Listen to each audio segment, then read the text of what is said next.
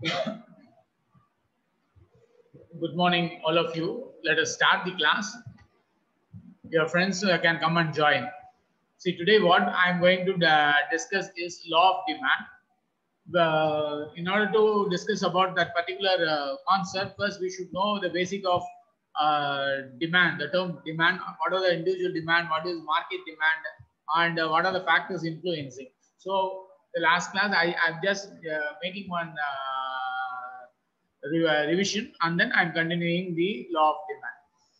Understand one thing, in this particular chapter, you can have one section A, one section B, and one section C. So such an important topic. First, you understand what is that we mean by demand. So demand refers to a quantum of goods and services are needed or desired or required by the individual or industry at a particular price level or a specific period of time. So here three factors they are mentioning. First of all, they are saying they want that is desire, need, or required, we have to make. The second is who has made that requirement, either maybe individual or industry, and finally with a particular price. So these three factors along with the time, if you say, then that is called demand. So there are many ways to define the demand. The appropriate definition is the amount of specific economic goods or services that an individual consumer or a group of consumers willing to purchase, that word is a keyword, willing to purchase or willing to experience at a particular price at a given period of time, supported by ability to pay for the same. So the above one, those four factors are aligned in a right way, and they have defined the demand in this way: the amount of specific economic goods and services that an individual consumer or a group of consumers either willing to purchase or willing to experience. Experience, why we are saying it is a service good at a particular price for a given period of time, supported by ability to pay. So this is a definition. For that, there are many factors are determining, right from the price and price of the related goods, substitutes, complementary goods, taste and preference, income of the consumer, and these are the determinants. So before knowing what is law of demand, you should have some basic idea about the determinants and what do we mean by demand. Then there are two types of demand called individual demand and market demand. Individual demand, this is the equation. There are many factors which are influencing. These are all determinants. Likewise, in market demand, there is also a list of determinants, but we have to add D and O, other demographic, income, age, gender, locality, domicile, all these factors will be included in the market. In the individual demand, it is not included, but in market demand, it is included. Now we are starting the concept. Today's topic is law of demand. Understand one thing, the law of demand is nothing but expressing the relation between the price and the demand for the product. How the demand and price are connected. For that, there are many definitions are there, but Professor Alfred Marshall have defined in a very right way. This is universally accepted definition. What the definition is? This is the definition. Other things remaining the same, the amount demanded increases with the fall in price and diminishes with the rise in price. That means when you define a law of demand, you should use the word other things remain same, because keeping others constant, then only we are expressing the relation between the demand and the price. How it is related? The demand increases with the fall in price and diminishes with the rise in price. ஒரு பொருளோட விலை 5 ரூபாய் இருந்ததுன்னு வச்சுங்களேன், கையில நீங்க 20 ரூபாய் வச்சிருந்தீங்கன்னா எவ்வளவு பொருள் வாங்குவீங்க? 4 பொருள் வாங்குவீங்க. So suppose பொருளோட விலை 4 ரூபாயில 5 ரூபாயில இருந்து 4 ரூபாய் ஆயிடுச்சுன்னா என்ன ஆகும்? டிமாண்ட் இன்க்ரீஸ் ஆகும். அதாவது 4 பொருள் வாங்குற இடத்துல 5 பொருளை வாங்குவீங்க. Demand increases with a fall in price. Suppose அது 5 ரூபாய் இல்ல 6 ரூபாய் ஆயிடுச்சுன்னா எவ்வளவு பொருள் வாங்க முடியும்? 3 தான் வாங்க முடியும். Diminishes with the rise in price. அதாவது ஒரு இன்வெர்ஸ் ரிலேஷனை இது சொல்லுது. So once நீங்க டெஃபினிஷன் சொல்லிட்டீங்கன்னா you should list out the assumptions. இந்த அசம்ப்ஷன்லாம் இருந்தாதான் law of demand will hold good. என்னெல்லாம் அசம்ப்ஷன்? ஒரு 7 அசம்ப்ஷன் சொல்லியிருக்கேன். Very first assumption, no change in the price of a related commodities. Substitute வந்துச்சுன்னா law of demand work பண்ண முடியாது. அதனால first assumption, no change in the price. ரெண்டாவது assumption, income of the consumer is constant. Income change ஆகக்கூடாது. Then third one, there is no change in taste and preference of the consumer. இதை விட இது நல்லா இருக்கு, அதை விட அது நல்லா இருக்குன்னு ஒரு பொருள் அதோட விலை, அதை வச்சுதான் law of demand சொல்ல முடியும். நாலாவது assumption, there is no change in habit, style or fashion of the consumer. Then fifth assumption is no change in technology. Then sixth assumption is the size of the population remains the same. Suppose நிறைய பேர் demand பண்றாங்கன்னா price ஏறிடும், இல்ல கம்மியா இருக்காங்க சொன்னான்னா price குறையும். So இந்த சேஞ்ச் இருக்க கூடாது. கடைசியா expectation of future change in price is absent. Based on these 7 assumptions only, we can give the relationship between the demand for the product and the price. How it is related? When demand increases with the fall in price and diminishes with the rise in price. ஒரு inverse relation. So அதை சொல்லும் போது அந்த definition base பண்ணி 4 feature சொல்லணும். என்ன 4 feature? முதல்ல how it is related. There is an inverse relation between the price of the product and the quantity of it. இதுதான் அத first feature. ரெண்டுத்துக்குமே தலைகீழான தொடர்பு இருக்கு. ஏன் பிரைஸ் மேல போச்சுன்னா டிமாண்ட் கீழே வரும், பிரைஸ் கீழே போச்சுன்னா டிமாண்ட் மேல போகும். சோ இது ஒரு இன்வெர்ஸ் ரிலேஷன். ரெண்டாவது feature, the price of the product is independent variable. Price தான் சேஞ்ச் ஆகுது, அதுக்கேத்த மாதிரி டிமாண்ட் சேஞ்ச் ஆயிட்டு இருக்கு. நல்லா புரிஞ்சுங்க, பிரைஸ்னால தான் டிமாண்ட் சேஞ்ச். அப்போ எப்போ பிரைஸ் இண்டிபெண்டன்ட் சொல்லிட்டோமோ அப்ப அடுத்து டிமாண்ட பத்தி சொல்லணும். என்ன demand? the quantity demanded of the product is dependent variable. so law of demandல price independent variable, demand dependent variable. கடைசி நாலாவது ஃபீச்சருக்கு பாரு, இது ரொம்ப முக்கியம். இதுக்கு என்ன சொல்லுவாங்கன்னா செரிட்டஸ் வேரியபிள்ஸ் அப்படின்னு சொல்லுவாங்க. செரிட்டஸ் வேரியபிள்ஸ்னா என்னன்னா nothing but other things being equal. So ஒரு section A question, what are the features of law of demand னா நீங்க எப்படி எழுதணும்னா first definition, according to Albert Marshall, other things remain the same, the quantity demanded increases with the fall in price and diminishes with the rise in price. definition ஆயிட்டு based on the above definition, these are the features னு சொல்லி இந்த நாளே எழுதணும். என்ன நாளே? there is an inverse relationship, price is independent, demand is dependent and Cerritos variables. இதுதான் 4 feature. இந்த 4 feature எழுதின அப்புறம் you have to draw one demand curve sloping downwards from left to right. அதுல horizontal axis quantity demanded ஆகும், vertical axis price measure பண்ணாங்கன்னா உங்களோட demand curve எப்படி இருக்குன்னா இந்த படத்துல பாக்குறீங்களா அது மாதிரி sloping downwards from left to right. இதனால தான் law of demand வந்து hold good னு நம்மளால சொல்ல முடியும். இல்லனா law of demand வராது. ஏன்னா இதுல change in shape வந்துச்சுன்னா அந்த டிமாண்ட்ல ஏதோ டிஸ்டர்பன்ஸ் இருக்குன்னு அர்த்தம். இன்னைக்கு பார்க்க வேண்டியது இது வரைக்கும் நான் சொன்னதெல்லாம் போன கிளாஸ் இத ரிவிஷன் தான். இன்னைக்கு பார்க்க வேண்டிய முக்கியமான ஒண்ணு exception to law of demand. எந்த இடத்துல எல்லாம் இன்வெர்ஸ் ரிலேஷன் இல்ல, எங்கெல்லாம் பிரைஸ் இண்டிபெண்டன்டா இல்ல, எங்கெல்லாம் டிமாண்ட் டிபெண்டன்டா இல்லன்னு சொன்னாலே அதெல்லாம் எக்ஸெப்ஷனா வரும். நிறைய எக்ஸெப்ஷன் இருக்கு, நான் ஒரு 5 or 6 எக்ஸெப்ஷன் மட்டும் சொல்றேன். The law of demand states that is an inverse relation between the demand for the product and the price of the product. Am I right? எப்போ இது correct? when other things remains constant. இந்த statement எப்பெல்லாம் ட்ரூவா இல்ல, உண்மையா இல்ல, சில நேரத்துல இது உண்மையா இருக்காது. எப்போ எல்லாம் உண்மையா இருக்காதுன்னு நீங்க சொன்னீங்கன்னா அதுக்கு பேர் தான் exception to law of demand. For example, இப்போ நெசசரி குட்ஸ், ஒரு அரிசி எடுத்துங்க. மாசம் நம்ம வந்து வீட்டுக்கு வந்து ஒரு 15 கிலோ அரிசி வாங்குறோம்னு வச்சுங்களேன். அப்போ என்ன ஆகும்? அரிசியோட விலை 40 ரூபா கிலோ அப்படின்னு இருந்ததுன்னா, சப்போஸ் 40 ரூபாயில இருந்து 50 ரூபா ஆயிடுச்சுன்னா உடனே நம்ம வந்து சாப்பிடறத குறைச்சிக்க மாட்டோம். அதே 15 கிலோவை திரும்பி வாங்குவோம். ஏன்? சாப்பிடாம இருக்க முடியாது. ஒருவேளை ஃப்ரீயா கொடுத்தான்னு வச்சுங்களேன், 40 ரூபா இல்ல 20 ரூபா தான் கிலோன்னாலும் நம்மளால எவ்வளவு கன்சம்ஷனு? அதே 15 கிலோ தான். ஸோ பிரைஸ் வந்து டிட்டர்மினன்ட் ஃபேக்டர் இல்ல.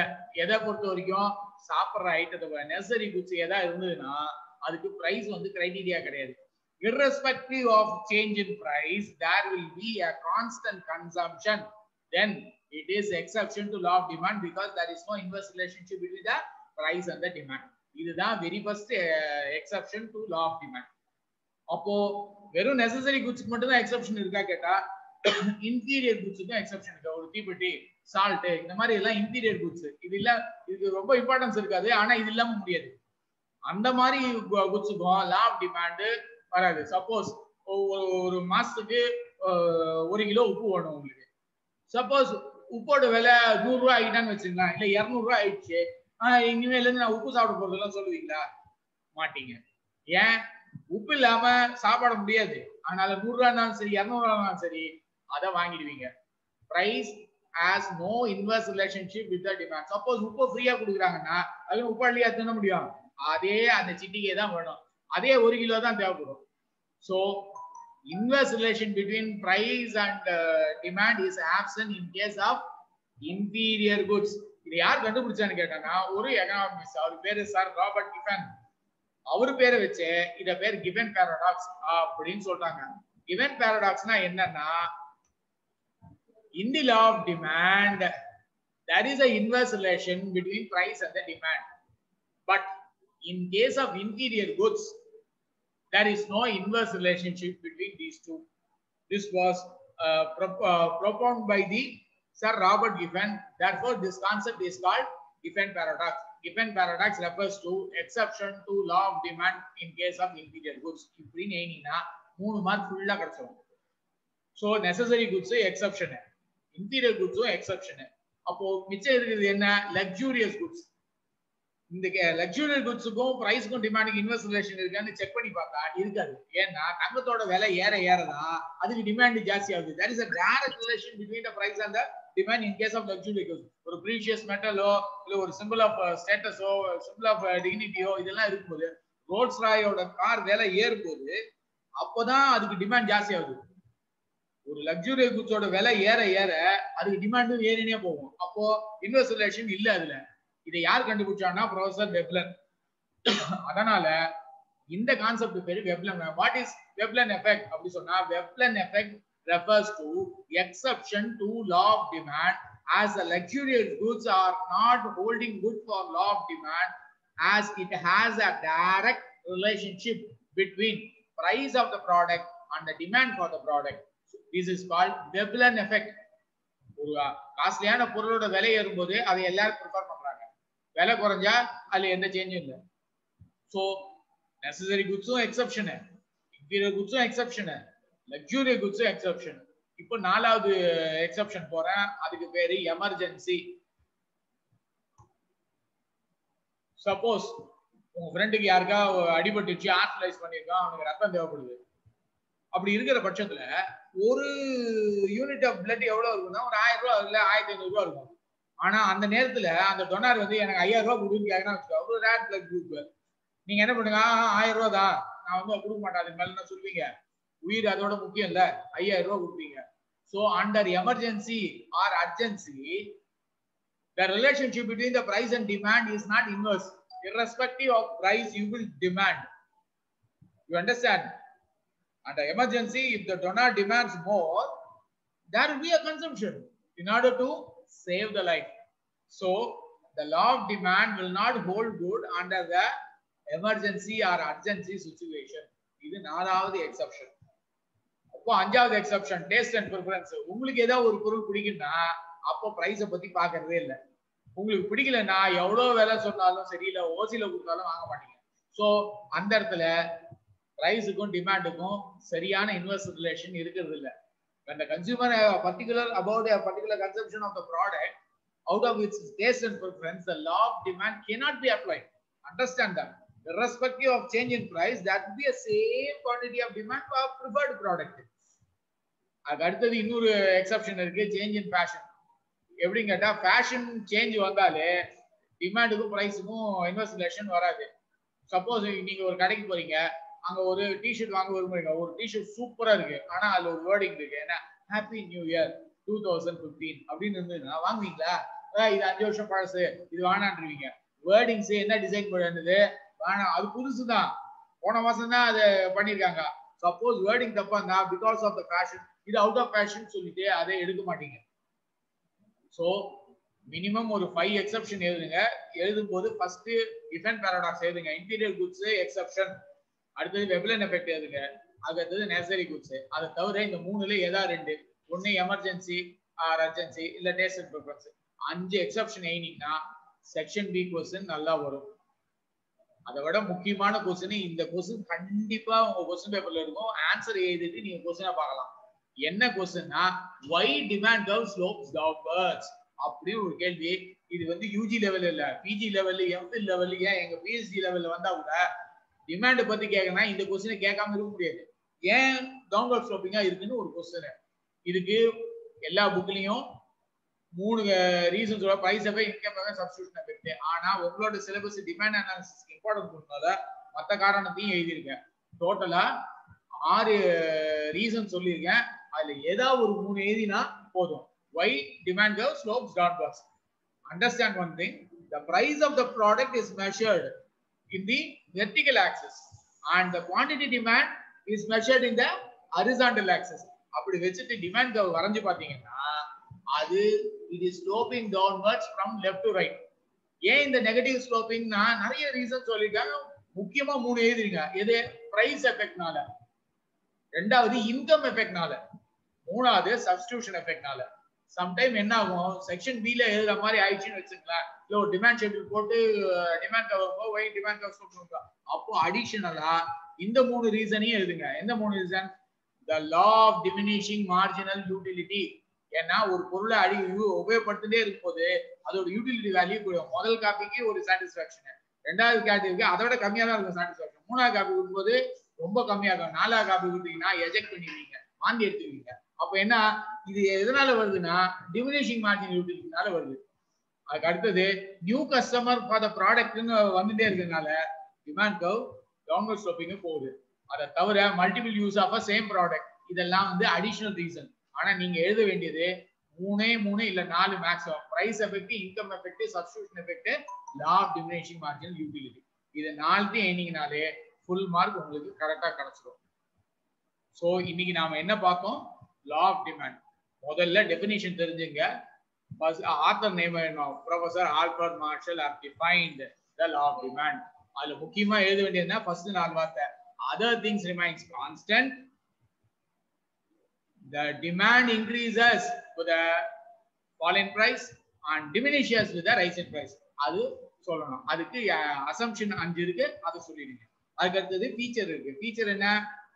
முதல்ல இன்வெர்ஸ் ரிலேஷன் இருக்குன்னு சொல்லணும், அப்புறம் பிரைஸ் இண்டிபெண்டன்ட்னு சொல்லணும், டிமாண்ட் டிபெண்டன்ட்னு சொல்லணும், நாலாவது செரிட்டஸ் வேரியபிள்ஸ் டெக்னிக்கல் வேர்ட். அதுக்கு என்ன? other things remains constant.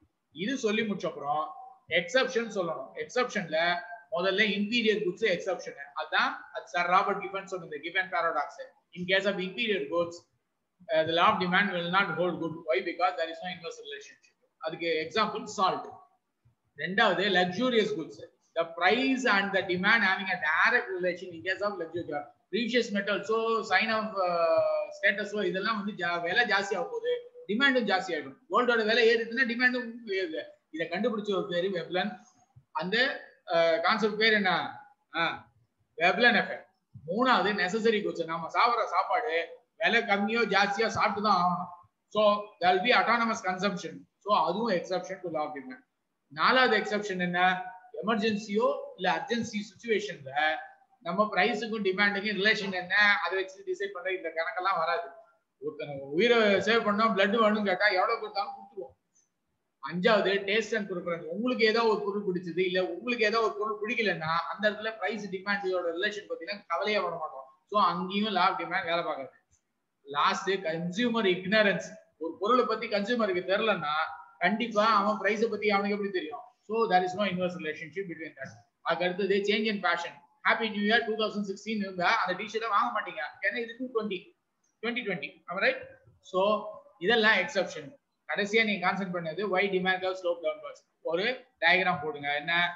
Horizontal ஆக்சிஸ்ல குவாண்டிட்டி டிமாண்டட், வெர்டிகல் ஆக்சிஸ்ல பிரைஸ், ஒரு டவுன்வர்ட் ஸ்லோப்பிங் கர்வ் போட்டுட்டு 3 ரீசன், நாலாவது ரீசனும் கன்க்ளூடிங் சென்டென்ஸா எழுதுறீங்க. எதனால? பிரைஸ் எஃபெக்ட்னாலையும் இன்கம் எஃபெக்ட்னாலையும் சப்ஸ்டிடியூஷன் எஃபெக்ட்னாலையும் இந்த demand curve sloping downwards from left to right, always slope downwards. இது எதனால ஏற்படுதுன்னு கேட்டா முக்கியமான காரணம் law of diminishing margin. With this I am winding the class. If you have any doubt you can ask me now. உங்களோட name chat boxல அடிங்க. I want to give